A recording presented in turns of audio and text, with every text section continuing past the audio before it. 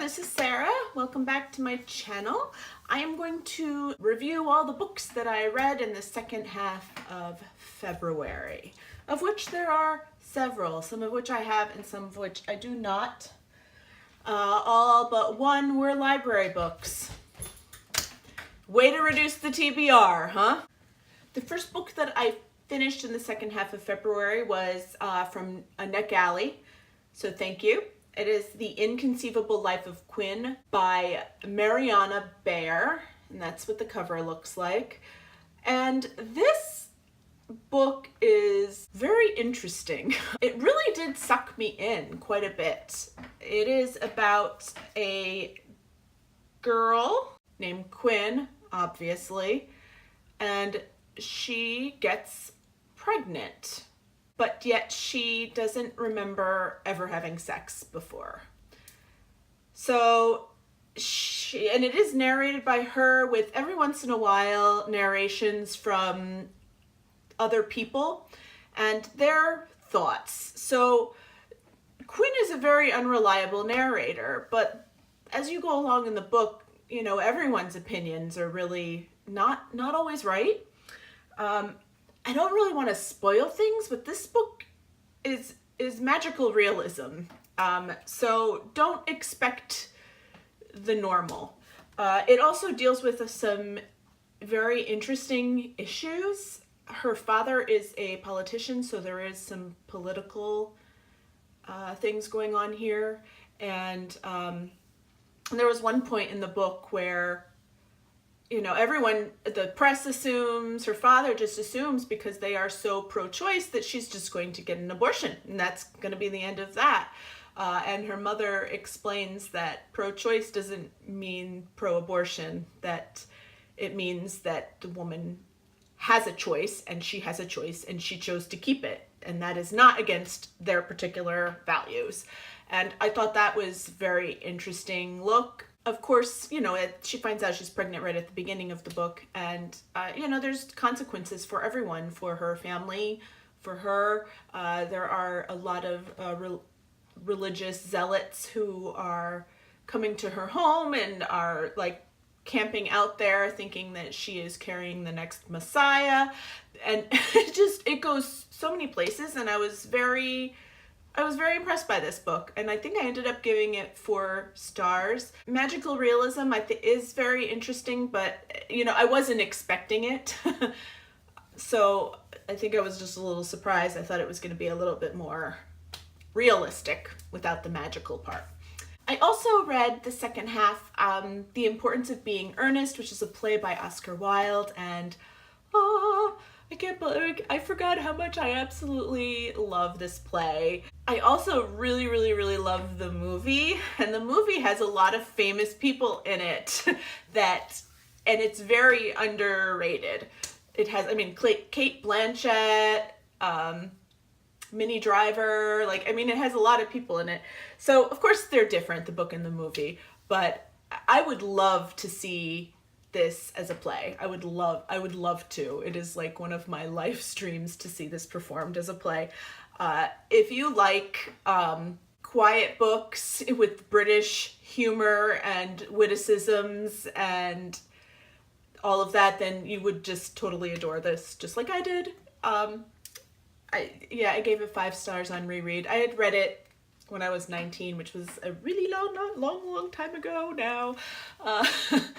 I had a classics binge time when I was like 18 and 19 years old. I started reading all of these classics. So it's been a long time, and I gave it 5 stars. I loved it. Then, and this was very sad to me, I picked up Roseblood by A.G. Howard. I got like 34 pages into this, and it was not working for me at all. It just wasn't working. I didn't like it. I don't know what to say. I don't know if I gave it enough of a chance at 34 pages, but I just couldn't do it. It was making me not want to read anymore ever, and so I put it down. I will likely keep it just in case I get in the mood or want to try again, but very sad about that because I was really looking forward to that book. Now more library books. I read Adulthood is a Myth by Sarah Anderson, and this is a collection of cartoons by this author from her Sarah's Scribbles. I think she has a website or a blog about being an adult, and this was absolutely adorable. It was very, very cute. It only took me like a half an hour to read through these. It wasn't very, very long. And I'm glad that I got it from the library. It was really, really, really funny. I laughed a lot. And I read, again, I got a lot of books from the library this time around. I read By Your Side by Casey West. This is a little young adult romance novel. I picked this up because they're stranded in a library, and that was the part that I knew about. Unfortunately, the stranded in the library doesn't last very long, and the whole part about them being stranded in the library is actually the most boring part of the book, which was a real bummer for me. But other than that, it was a cute romance. I mean, it wasn't anything crazy, and I don't normally read Casey West. I think I read one of her books. So I was a little bit disappointed that there wasn't as much library stuff in this, but it was cute. It got me going after the DNFing of Roseblood, and that's that. And this was my surprise of the month, The Cat King of Havana by Tom Crosso. This book was so much more than I expected. I am so glad that I, on a whim, grabbed this off the shelf at the library. It is a new book. It is a young adult book. It follows Rick, and it is a coming of age story. And it starts like such a teenage boy. You know, I'm like, oh man, I am not going to be able to read this book. He gets dumped by his girlfriend who tells him that he really needs to get out and live. He runs this blog of cat videos, and it really is an homage to his mother who liked cats. I think, I can't really remember the whole thing, and she was from Cuba. And so he tries to get out, and in getting out, he sees a girl who's a salsa dancer, decides he wants to take salsa lessons, and somehow ends up in Cuba with her, and they don't ever end up getting together, but he ends up growing up and learning a lot about Cuba, and so did I, because let me tell you, I don't know much about Cuba. I don't know Cuban politics or American politics toward Cuba very much. All I knew is there was an embargo, and, you know, you see pictures of, you know, all the old 1950s cars, and, you know about cigars that come from Cuba, but I didn't know anything about Cuba until I read this book. So this really opened up a lot, and this book got very serious, where they started meddling into politics in this book, Rick, as a 16-year-old. You know, it started very light, and it got very, very interesting. So if you like a coming-of-age novel, and you know, you're kind of interested in Cuba and want to get a feel for it, this would be a really good book. The author actually lived in Cuba for a couple of years. The other interesting part of this book was about the salsa. Of course, I am a ballroom dancer, and so I was intrigued. I actually picked it up more for the salsa than the Cuba. And it was pretty interesting about salsa. I mean, we see here in the United States, there's like two types of salsa here. When you hear salsa, you think about going to the club and salsaing, and then there's like ballroom salsa, which is a little bit different. We can't always mix very well and nicely. But in Cuba, salsa is a big term for a lot of different dances, and I almost wanted more information about the dancing, but I can see where the young adult crowd might not be as interested in that. So I'll give it a pass. But I wanted to look up all kinds of stuff about the dancing and the different types of salsa that he was doing, because it was very, very interesting to me. So this book was an incredible learning experience, and I recommend it if you kind of like that sort of thing.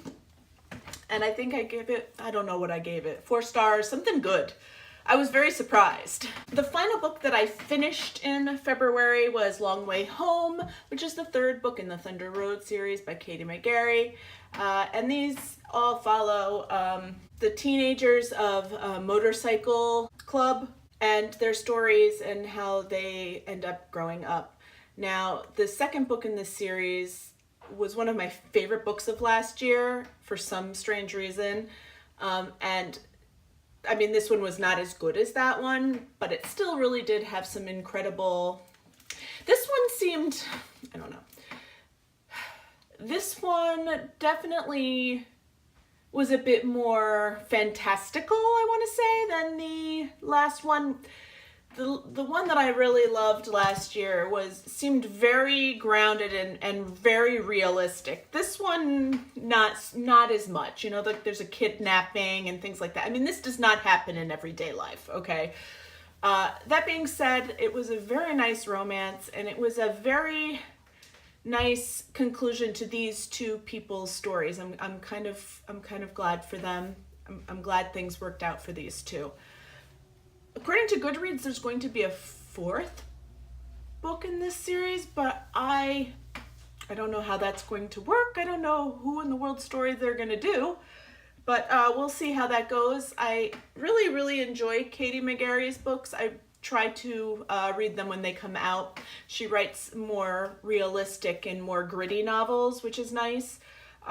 So if you enjoy romance and young adult romance, but with a little bit more hard-hitting, then she's the author for you. I am currently reading, and by the time I post this video, I might actually be finished with Seeking Mansfield by Kate Watson. I got this from NetGalley for review, and it is a retelling of Mansfield Park by Jane Austen, another book that I haven't read since I was like 18 years old, which was, dare I say, almost 20 years ago. I'm really, really, really loving this. This is a really good retelling. So far, so good. I think I'm about 80% finished. And I am also currently into A Tale of Two Cities. It's not going very quickly. I'll read it when I read it. I'm not hating myself over it. So in February, I read a total of 13 things. One was a play and one was a graphic novel. The rest were novels. I DNF'd one, and I think that's a good deal after reading so many books in January. I figured I wasn't going to read it all. So I'm very, very pleased. And that's kind of the story. Hope everyone had a good February. I'll see you again sometime.